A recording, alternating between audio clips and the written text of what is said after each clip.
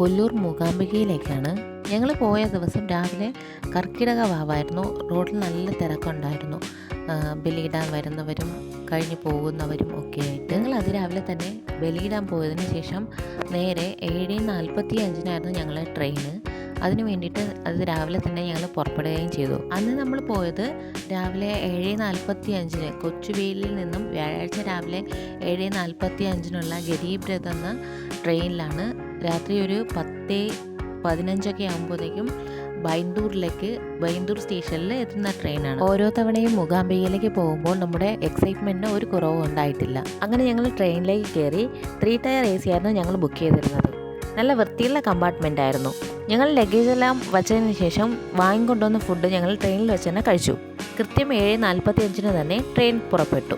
രാത്രി 10:15 ഈ ട്രെയിൻ ബൈന്ദൂർ സ്റ്റേഷനിൽ എത്തുന്നത്.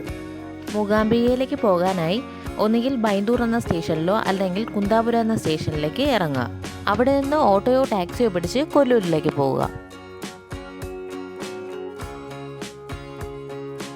ട്രിവാൻഡ്രത്ത് നിന്ന് മാംഗ്ലൂരിലേക്കാണ് നിങ്ങൾക്ക് ട്രെയിൻ കിട്ടുന്നതെങ്കിൽ മാംഗ്ലൂർ ഇറങ്ങിയിട്ട് രാവിലെ 4 മണി മുതൽ ബസ്സുണ്ട്, കൊല്ലൂരിലേക്ക് ബസ്സുണ്ട്, അതിൽ പോകാവുന്നതാണ്.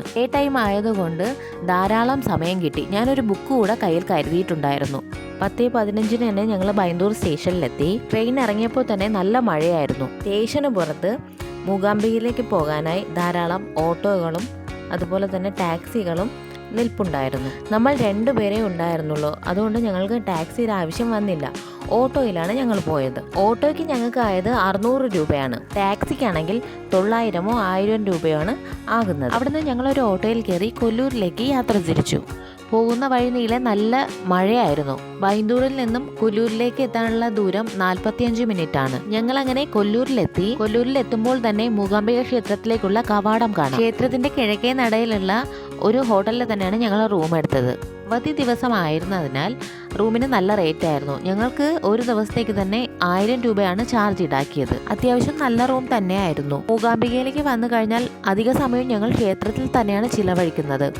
വീഡിയോ ഞാൻ അധികം നീട്ടുന്നില്ല. അടുത്ത ദിവസത്തെ വീഡിയോ ഞാൻ അടുത്ത വ്ളോഗായിട്ടിടാം. ഓക്കെ, വീഡിയോ ഇഷ്ടപ്പെടുകയാണെങ്കിൽ ലൈക്ക് ചെയ്യുക, ഷെയർ ചെയ്യുക, സബ്സ്ക്രൈബ് ചെയ്യുക. ബൈ.